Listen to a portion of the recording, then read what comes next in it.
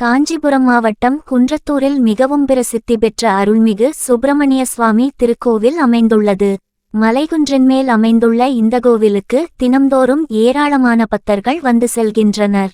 ஆண்டுதோறும் சித்திரை திருநாளை முன்னிட்டு கோவிலில் 508 திருவிளக்கு பூஜை நடைபெறுவது வழக்கம். இந்த நிலையில் முருகன் கோவில் வளாகத்தில் 508 திருவிளக்கு பூஜை நடைபெற்றதையடுத்து குன்றத்தூர் மற்றும் அதனை சுற்றியுள்ள ஏராளமான பெண்கள் திருவிளக்கு பூஜையில் கலந்து கொண்டனர்.